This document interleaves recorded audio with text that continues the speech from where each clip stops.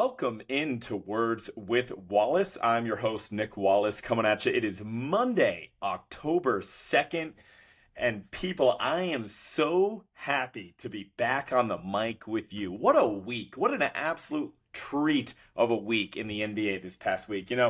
This week of content was like a pool in the middle of the content desert, man. We were grasping at straws. We're doing rankings, right? I thought I was going to have to open this podcast talking about how James Harden made some girls in the club hold up a sign that said Daryl Morey is a liar, scaring the women in the club like never before. No, I do not have to talk about that. I didn't have to mention that at all. But here I am talking to you guys because we had not one, but two blockbuster trades within the past 4 or 5 days at this point that I think really changed the outlook of the NBA for next season. It affects my team, the Boston Celtics, and I think two other teams that really have a chance of contending for a championship as well. So we got a lot to talk about, guys. Let's not waste any time and let's dive right into it. So, first and foremost, as you guys, I'm sure, all saw at this point, Damian Lillard was traded. Finally, the standoff between Damian Lillard and the Blazers front office is over, and he was shipped out to join the Milwaukee Bucks. So let's quickly, before I give you my thoughts on the deal, and I am going to go through and give the details of both deals, and then we can talk about all four of the teams involved in these two deals at the end. But let's just start off by running through the first deal and talking about what was included. So the Milwaukee Bucks, they received just Damian Lillard. The Phoenix Suns were involved in this deal as well, receiving Jusuf Nurkic, Grayson Allen, Nasir Little, and Keon Johnson, who was expected to be waived at the time of recording. Portland Trailblazers received Jrue Holiday, DeAndre Ayton, Toumani Camara, who is a second-round pick of this past year's draft, so not a lot of high expectations for him, as well as the Bucks' 2029 first-round pick, which was unprotected, and then two pick swaps between the Bucks and the Blazers slated in for 2028 and 2030. But that was not it. Of course, there was a second deal that took place right when I was about to record yesterday. Yesterday was Sunday. Was literally sitting down to record when I got the news that Jrue Holiday was being sent over to the Boston Celtics. So that was deal two. Again, Jrue Holiday to the Boston Celtics, which, spoiler alert, I am extremely excited about as a biased Celtics fan here. And in that deal, the Blazers received further compensation for Jrue Holiday in the likes of Robert Williams, Malcolm Brogdon, the 2024 Warriors first-round pick. So again, the Warriors pick in this upcoming NBA draft in June, as well as a 2029 first-round pick of the Boston Celtics. So that's a lot to unpack here. So again, we have four different teams involved in these two different trades. We are going to save Portland for last because I think it makes more sense to evaluate both of these deals together. But let's first and foremost dive in and talk about this trade from the outlook of the Milwaukee Bucks. I'm going to start off and say that overall, I love this move for the Milwaukee Bucks. And let's talk about why. First and foremost, even before we even get into what this does for the Bucks as a basketball team, I think this was the right move, if not for nothing else, but to make Giannis happy. Now, I might have been off base a little bit with my comments on Giannis in my previous episode at the time of recording my last episode about a week and a half ago. There were reports that Giannis was applying some pressure on the front office to win. He had mentioned that, hey, as much as I love being in Milwaukee, I'm a winner first. And if this team is not contending for championships, then this isn't a team I want to be on. Basically had a comment along the lines of that. And the Bucks took that seriously, right?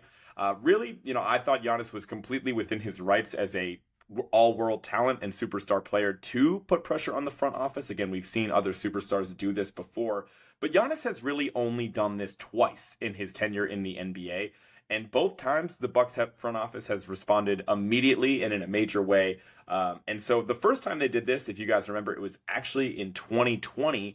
Giannis had some similar comments that resulted in the Bucks trading away guard Eric Bledsoe away to the New Orleans Pelicans for Jrue Holiday. And obviously there were some other pieces involved in that deal. But that was actually a massive push for the Bucks to obviously get over the hump and later winning the 2020-2021 NBA title with Holiday as the second or third best player on that team. And then again, here we are in 2023. Giannis applies pressure. The offense looked a little bit stagnant at times. It looked like they were in desperate need of another, ball dominant player, a half court offense creator. And there's really nobody more qualified in the entire league to do that than Damian Lillard. Again, let's just start off on what the Bucks gave away. They gave away a first round pick. They gave away a couple pick swaps as well as Jrue Holiday to receive Damian Lillard. And I think the juice is worth the squeeze. Now, as we all remember, right, Milwaukee was bounced in 5 games to the Miami Heat in the first round of last year's playoff in pretty embarrassing fashion. Now, obviously, Giannis was a bit banged up in this series, but I think what stood out to me the most was that, A, I felt like the Bucks were still talented enough to win that series, even with Giannis at less than 100%. And B, where they really suffered the most was getting a good look at the end of games. In both, I believe, games 4 and 5, if I'm remembering correctly, the Bucks had a massive lead in which they folded in the fourth quarter. The offense became stagnant. Coach Bud was, kind of just standing there, not calling any timeouts, didn't seem to have any answers to stop the run. It didn't seem like they had an ability to create easy shots. And then, of course, at the very end of game 5, they were completely scrambled on the last possession. Giannis is literally on the ground at one point, and Coach Bud is still not calling a timeout. And the ball actually hits Grayson Allen's hands, who doesn't even get up a shot. Those are all, things that you can point the finger at a bunch of different people, including Giannis, including Coach Bud, of course. But that being said, if you have Damian Lillard on your team in those situations, that does not happen. You have a primary ball handler that has, range upwards of 30 feet, where if he's open, he can take that shot and the other team is terrified. What he is going to be able to do to, command pressure, to create in the half court, what he's going to be able to do to draw the defense out beyond the arc is going to be massive for this Milwaukee Bucks. I expect their offense to take an extremely significant leap, especially when you include how deadly the Dame and Giannis pick and roll can be. It's going to be pretty ridiculous. It seems like Dame and Giannis have some sort of relationship. I don't know how close they are. There were some clips that surfaced of Giannis picking Dame with his first pick in the All-Star draft, actually conveniently enough over Jrue Holiday, which I thought was pretty interesting. Obviously, this deal doesn't get done if Giannis doesn't sign off on it, right? I'm sure he loved Jrue as a teammate as well. But I do think that this raises the ceiling of the Milwaukee Bucks team. Obviously they are taking a massive downgrade defensively. That's kind of an understatement because I do believe that Jrue Holiday is the best guard defender in the entire NBA, and Dame, especially at his age and how undersized he is, I think, he's probably a bottom 10 defender in the entire NBA. So there's quite the difference there. When they play a team like Phoenix and who's going to guard Devin Booker, right? Those are things that come to mind when you're thinking about, the path of the Milwaukee Bucks and having a guy like Jrue Holiday who can just kind of lock down the other team's best guard each and every night. Now, what I will say is, of course, the Bucks had some other Defensive Player of the Year candidates on their team last year, namely Brook Lopez and, of course, Giannis. Those guys as rim protectors are so impressive that I still think they are going to have a solid defense, but they're going to feel that pressure on the rim a lot more when there's not a guy like Jrue Holiday stopping drives from the outside, really throwing people off his game. So there is going to be a major change for the Bucks defensively, right? I would expect somebody, maybe them to pick up a defensive stopper at some point later in the season. Maybe somebody, kind of steps up off the bench and, Pat Connaughton improves his perimeter defense. Maybe they, get a defensive-minded point guard to come in and spell Dame at times just to help get them stops when they need it the most. But as much of a downgrade as it's going to be defensively, I think this is a massive move for the Milwaukee Bucks. I think they are much scarier to basically every other team to play against. In general, I think the Bucks made themselves a much better offense and a much better team overall. You kept Giannis happy, and you really calmed any nerves about him, looking to find a different team to play on within the next couple of years. So as a whole, I think this is a massive win for the Milwaukee Bucks. Now, we do have to move on to probably the least discussed team out of the 4 that were involved in these deals, but I do think this is super relevant because this is a team that can win the NBA title and come out of the Western Conference, and I'm, of course, talking about the Phoenix Suns. I absolutely despise this move for the Phoenix Suns. I hated it when it happened. Then I kind of took a sec and was looking at it like, okay, maybe they needed some depth. Maybe this isn't as bad as I thought. And then I took a deeper dive at the pieces they received in this deal. And I was like, why are they even involved in this? Let's quickly rewind and remind you guys of what the Suns received in this deal.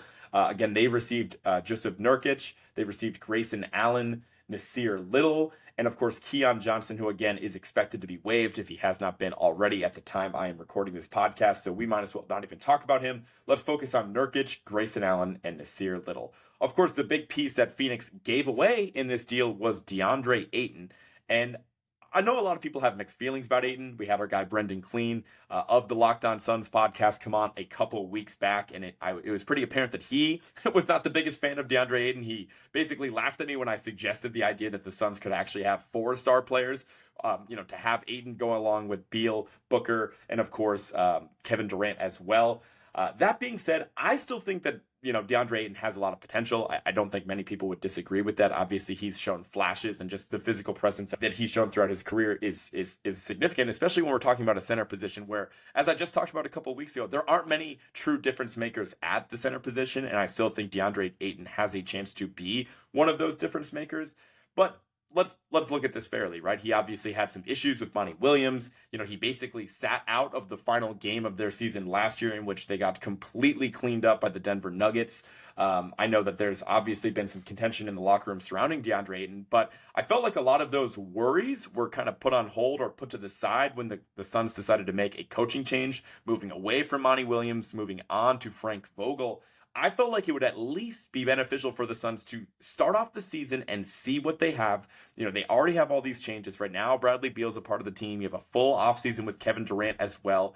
You already had so much change go on in your locker room. Why not just see what you have? And I truly believe that the best version of DeAndre Ayton, I don't even think you can make an argument that the best version of DeAndre Ayton would make them a better team than what they received back in compensation from Portland in this situation. Frank Vogel has a history of being a really smart, defensive-minded coach. And at the center of all of his great defenses, there has been a big man in the middle who has kind of protected the rim. And I certainly think that DeAndre Ayton had the potential to make a leap defensively, and he certainly fits the mold of guys like Roy Hibbert in the past for Frank Vogel. I know that seems like a lifetime ago with how different big men were in the NBA just a little over 10 years ago, right? You had guys like Anthony Davis, who was obviously an integral part of the 2020 Lakers championship that was led by Frank Vogel. I just feel like starting off the season with DeAndre Ayton, seeing what you have, seeing if Frank Vogel can make him take that leap. Because the biggest question I have about this deal is, if you're the Suns, what was making you do that deal right now? Like, why did you want to help out Portland and offloading Dame? Why did you want to help out the Bucks now become an even more of a threat coming out of the East? Like, why were you in such a rush to help those teams and do that deal now? Are you really telling me that deal to get, at the end of the day, Joseph Nurkic, Nasir Little, and Grayson Allen wouldn't have been there in 3 months? Like, I just find that so hard to believe. Now, I think I've said enough on Ayton. I think you guys understand that I'm still a believer. He's still very young. I know the contract isn't pretty. But again, I think the Suns would be better off just holding him and then seeing where they're at in a couple months. And if he's still unhappy, he's still causing a problem in the locker room, by all means, get rid of that guy. But you might as well at least start the season and see what you have in him. Now, the people that they received back in this deal, again, Joseph Nurkic, obviously he was a player for Portland the past several seasons. I don't want to bash the guy too bad. I know that he's taken a beating in the media over the past couple seasons because he is a massive liability defensively. It does just kind of seem like Portland wanted to get rid of him. I think they kind of looked at him as a negative asset. I know he's pretty talented. He's a pretty good playmaker for a big man, right? He actually shoots a 3-ball at a better clip than DeAndre Ayton. So maybe you could make an argument that offensively it's actually an upgrade over Ayton. Again, I'm just trying to see the logic from Phoenix's point of view here. I know that I don't think that they would ever even argue that Nurkic for Ayton is a direct one-on-one upgrade, but they must have at least saw something there to be like, hey, well, we're kind of breaking even at the center position, and then we're adding a little bit of depth, and then, we're taking out this cancer of the locker room if Ayton really is that bad. But I guess that's kind of the spin on Nurkic, is that he thinks he makes your offense better. But if you're Phoenix, like, why are you even remotely worried about being able to score the ball? I'm not worried about Phoenix being able to score the ball. You have Bradley Beal, you have Devin Booker, you have Kevin Durant. All you need is some people to make some open shots beyond those guys. And honestly, I like Ayton's offensive game too. I'll say it again. He's a big body that can roll to the basket. I'm pretty comfortable with him taking like 10 footers from the elbow. Like, he's been pretty consistent with that shot. I just think that Ayton would have been better for them on offense as well. But let's talk about why Phoenix did this more so than anything else, right? I guess that they if you're Phoenix, you value the depth that you got. Like, I know that they're extremely thin, right, outside of the top three guys that I named.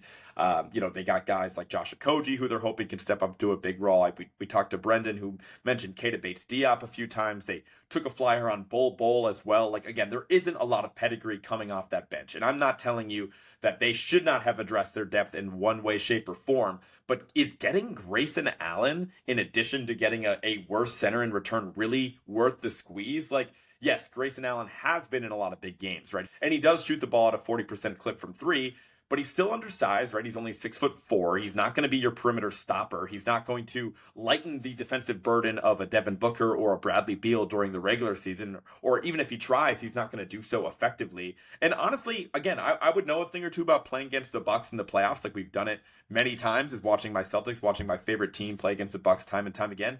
I'm not scared of Grayson Allen at all. I'm really not. I'm sure he's had some big moments. I'm sure he's had some big shots, but in general, he was like the number one guy in the Bucks rotation where, like, if he was left open in the corner, I was like, all right, like, I guess I'd rather him, I'd rather Giannis take an open three or whatever. But beyond that, like, it's not a good shot. I'm not scared as a fan when Grayson Allen gets the ball, and that kind of says everything you need to know on him.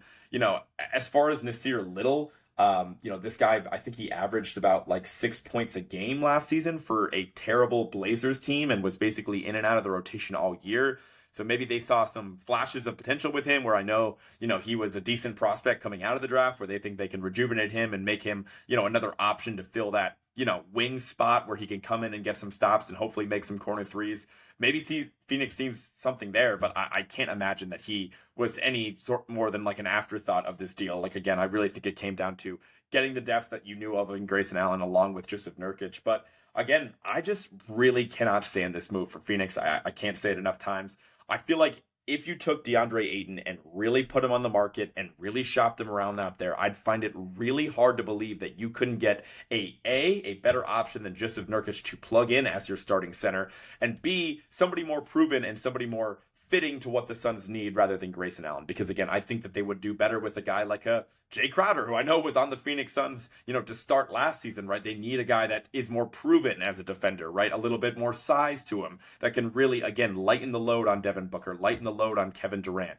I think a wing piece like that could have some value, but I don't think Grayson Allen is that guy, and I don't understand why Phoenix was in such a rush to move DeAndre Ayton. Maybe that there's some more information that comes out within the next couple of weeks of talking, like, basically like the hit piece on DeAndre Ayton that somebody with the Suns organization or somebody close to the organization puts out because they need to defend this move. But I don't see why Phoenix would rush into it. And it really is a big deal because, before this deal, I would have said Phoenix is hands down the second best team in the West behind Denver, the defending champs. And, I still think that they're probably there because of how much offensive talent they have and how much I believe in guys like Kevin Durant and Devin Booker. But huge question mark from the Suns there. But let's talk about this deal from the perspective of the Boston Celtics. So again, this deal went through yesterday on October 1st, in which the Celtics received Jrue Holiday in exchange for Robert Williams, Malcolm Brogdon, the 2024 Warriors first round pick. So again, Golden State's pick in the upcoming draft, as well as a 2029 Celtics first round pick that is unprotected. I just want to say that I love this move for the Celtics, and I love the fact that Brad Stevens is all in on this season because I believe that he should be. Now, after the loss to Miami, I was really starting to question the pairing of Jaylen Brown and Jason Tatum. And it wasn't necessarily, obviously Jaylen was pretty terrible in that series. I'm not going to deny that. But it wasn't necessarily because I didn't think these guys could work and I didn't think that they made sense together or whatever. I still felt like two dominant wings that are two-way players is a great way to build a basketball team. Almost any general manager in the league would tell you that. But it was really just because I felt like the situation last year, the league was as open as it was ever going to be, in my opinion, right? Like the Celtics had a pretty easy path to the finals, right? Like they didn't have to go through Milwaukee. They played Atlanta in the first round. They played Philly in round two, which obviously was pretty competitive for a round two series, right? Before moving on to an 8 seed in the Eastern Conference Finals. Like, I just thought it was wide open for them. And honestly, I didn't really see a situation in which this supporting cast and the surrounding role players, around Tatum and Brown was going to be better than last year. But again, I was wrong on that. I feel like Brad really, decided to pony up for this season. And while we did lose some depth that I'm going to talk about in a second, our starting five for next season is unquestioned better than what it was in last season. So again, this would just to kind of put things in perspective, our upcoming lineup for this season is projected to be, Jrue Holiday at the 1, Derek White at the 2, those guys making up the backcourt, either way you want to put it. Of course, Jaylen Brown, Jason Tatum, Kristaps Porzingis as the man in the middle, and then Al Horford being the first guy off the bench. I think that would be the lineup that we roll with when everybody's healthy. I think that would make the most sense during the regular season. But this team is absolutely loaded. Obviously, again, the depth we're going to talk about here in a second. But let's just kind of take a look back at the trade. We got to talk about some of the guys that we gave up. Rob Williams, really loved watching him over the first, 5 years of his career. He was a stud when healthy, right? He was a really special defensive player and a really special athlete, played so much better than 6'9" or whatever he's listed at. Obviously wish him nothing but success for the Portland Trailblazers if that's where he ends up staying. Malcolm Brogdon, who, we picked up for cheap, real cheap last year and was a massive part of the team. I think for parts of the season, you can make an argument that he was actually our best guard, winning the Sixth Man of the Year. Unfortunately for Brogdon, he's always been plagued with injuries and it just, unlucky for him, he was injured in the time in which we needed him the most. He got hurt at the start of the Miami series. It affected his elbow on his shooting arm, and he was just completely trash shooting the ball and was honestly a liability to have out there offensively. And it's just, wrong place, wrong time for Brogdon, but he did have a really solid season for the team. We're able to flip those guys who are, let's face it, both of those guys are basically always injured.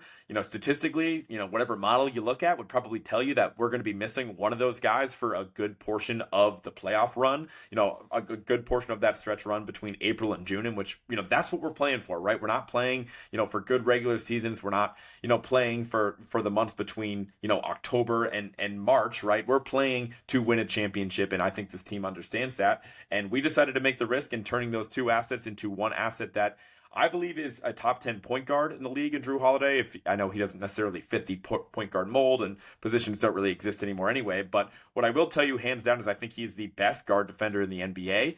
He's already a player that's proven that he can be a second or third, whatever you want to call him, on that 21 Bucks team. He was a top 3 player on a team that won a championship pretty comfortably. And so I am very high on Jrue Holiday. We've seen how talented he is, how many massive plays he's made against the Celtics alone over the years. Like when he completely took over, what was that, game 5 last year where he had a massive strip on Marcus Smart, completely altered the game. We didn't even get a shot up to potentially tie the game, and it felt like we were going to lose that series. Jrue Holiday has countless plays against the Celtics. People in Milwaukee love him. I think we're going to love him here in Boston. You look at the offseason in totality, we shipped out 4 really talented players and players that were massive parts of our rotation last year, right? We lose Marcus Smart, we lose Malcolm Brogdon, we lose Grant Williams, and we lose Rob Williams. And in return, we really are only getting back 2 players that we can confidently say will be a part of our rotation in Kristaps Porzingis and Jrue Holiday. Now, I am a Peyton Pritchard guy. I do believe that Peyton Pritchard was in a really tough spot last year. I think he would have played on, basically 29 other teams last year, but he really didn't play super consistently on the Celtics because we did have 3 really solid guards in front of him. Now there's really only 2 guards in front of him, and I expect both of those guards, again, Jrue and Derek White, to be in the starting lineup, so that would make Peyton Pritchard the first guard off the bench. I think in some matchups you might see us start both bigs, and then, Derek White might come off the bench in some situations, but for the most part, I think, Peyton Pritchard is going to be that first guard off the bench, and I think he's qualified to handle that. That is not my primary concern, right? My primary concern is with the front court depth that we are facing, because now, behind Kristaps Porzingis and Al Horford, we have absolutely no bigs. Even before we made this deal, when we were looking at a lineup of, obviously we had, Brogdon and White, and then the Jays, and then we had Kristaps, Al Horford and Rob Williams. Even that front court depth didn't feel super sustainable to me because Rob and Kristaps are always hurt, and Al is 36, 37 years old at this point in time. I still was hoping that this team was going to pick up a young, dependable big man that could eat up minutes during the regular season to survive up until the playoffs. That's what I was hoping for before, and now I think we are in desperate need of that.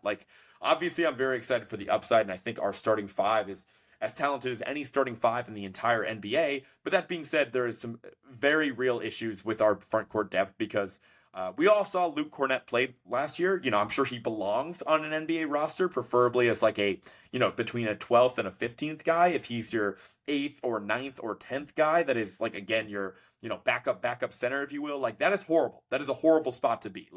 Outside of Peyton Pritchard, Sam Hauser, and of course Al Horford, those 8 guys I could see playing in a playoff rotation. if you ask me anyone beyond that, like, and we need people beyond that to survive in the regular season, we don't really have anybody we can trust. Maybe O'Shea Brissett steps up and he can give us more wing depth. Maybe Blanton from Toronto can be like a forward guard hybrid thing off the bench. Like that could work as well.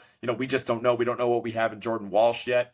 That being said, I would expect this team. We do have some flexibility. We have some picks we can work with. I'm not sure if there's any trade exceptions left over that we can use. But, usually during the season, I think it is easiest to acquire a big man for cheap. I hope we don't wait too long. Like, I do understand that Al and Kristaps are healthy as is, but not that I'm too worried with how we perform in the regular season. We should be able to win games, missing one of those two guys anyway, but it's just going to be tough. And I just want to, reduce the workload on Al and Kristaps as much as humanly possible. They are the ones I'm most concerned about as far as, what we are putting on their bodies, what we are doing as far as wear and tear during the regular season. I'm more concerned about those two than anybody else. But as a whole, I think the ceiling of this team just continues to be raised, right? Like it was the Marcus Smart trade, just to go back to it real quick, that was a deal that I think lowered our floor, just to be fair, because again, if Kristaps gets hurt, knock on wood, like that puts us in a really tough spot, and Marcus Smart was always out there for us.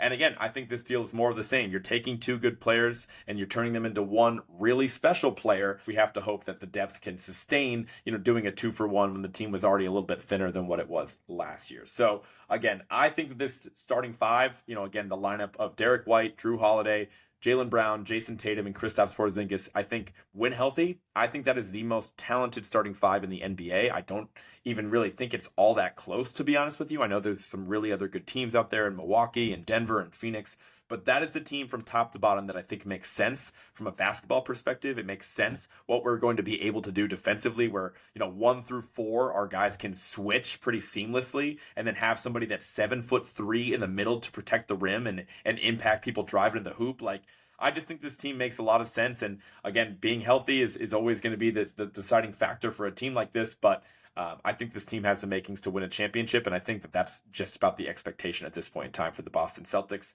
I love this move, and I think it gets us one step closer, and it'll be a lot of fun when we play the Bucks too. I think that'll be a blast having Jrue play against his old team. I think Milwaukee's easily our biggest competition in the East, of course, with them picking up Dame as well.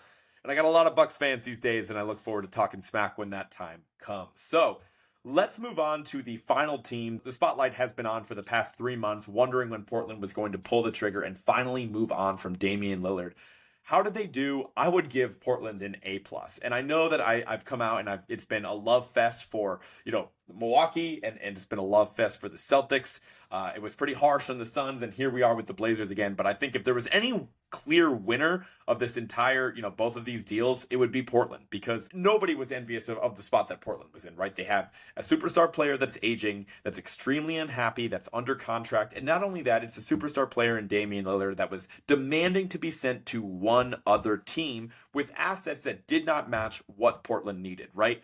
Realistically, the best offer that people were looking at, Portland was looking at to receive from Miami was like, Tyler Herro, as well as some draft compensation. Like, that does not get the job done. Like, and again, let's remind everybody that Portland's in a spot where their 3 best assets besides Damian Lillard were already guards. It's Scoot Henderson, who they just took with the 3rd pick in the draft. It's, Shaedon Sharpe, who they just drafted, an early first round in last year's draft. And it's Anthony Simons, who's been really solid for them over the past couple seasons. Those are the centerpieces of the team. Again, mainly just Scoot and Sharpe, right? They did not want to bring in a Tyler Herro. That does not fit what they want to do. They're not contending for anything in the West. They just want to see what they have in their young guys and let those guys develop. So Herro does not make any sense. And the draft capital that you're going to get from Miami, that team is so good, that organization is so well put together, they never really bottom out. So it's really hard to believe that you would be receiving picks that would enter the top 15, within the next 5, 6, 7 years, right? So they're just kind of stuck there, and everyone's like, oh, well, it's pretty inevitable that they're going to go, that Dame's going to end up going to Miami, because, he's having his agent tell people that he only wants to play there. And if any other team trades for him, they're going to be trading for an unhappy superstar.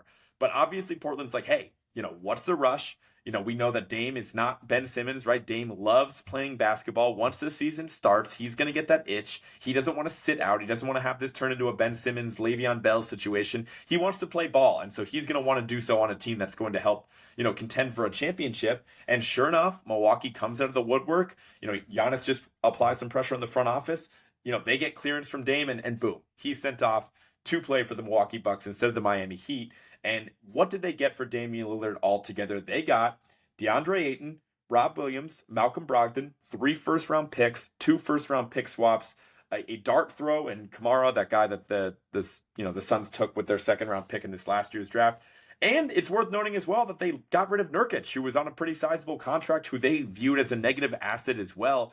That is a massive haul. You are literally getting 3 real NBA players in Ayton, Rob Williams, and Brogdon.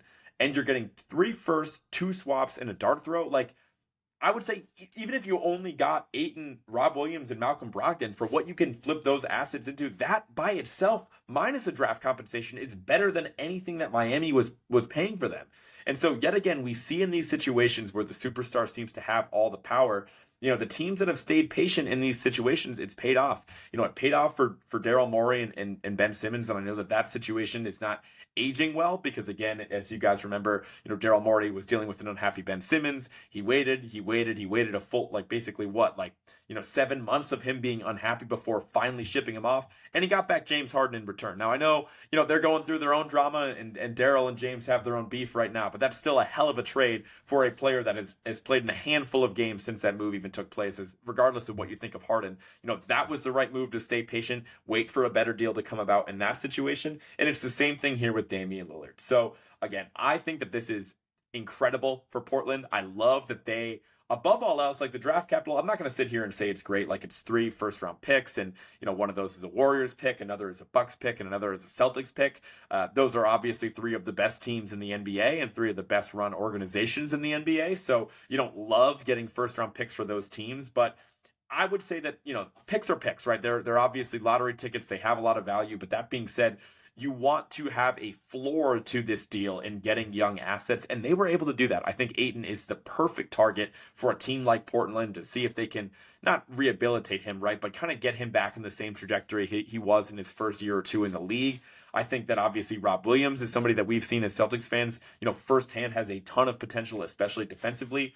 I'm not convinced on the fit of Rob Williams next to DeAndre Ayton, but I think either of those guys on their own are going to be pretty tradable, right? So Bob's on a pretty good contract, I know that. So that being said, they'll be pretty easy to flip if that fit doesn't really work out. And most importantly, first of all, they're not done. They're not done trading, right? I highly doubt they enter this season with Malcolm Brogdon. As we just said, Portland's pretty guard heavy. They don't really need another veteran guard to eat up minutes.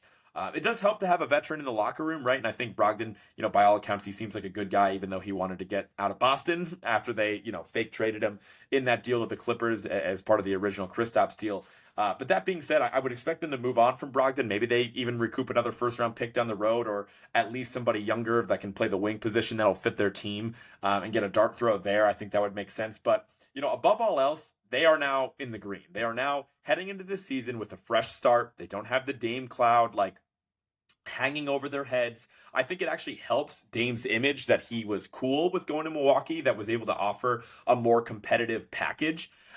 Because I think that now it's we kind of look back on those Damian Lillard years a little bit more fondly, knowing that even though he was a massive pain in the ass over the past 7 months, the fact that they were able to get real value for him, and then, hopefully there's some Portland fans out there that are rooting for Dame to win with Milwaukee. I think that helps that situation. And now, you're really giving the keys over to your young guys. It's a new era of Trailblazers basketball, right? It's going to be Scoot and Sharp's team. It's going to be really fascinating to see how they play alongside Ayton.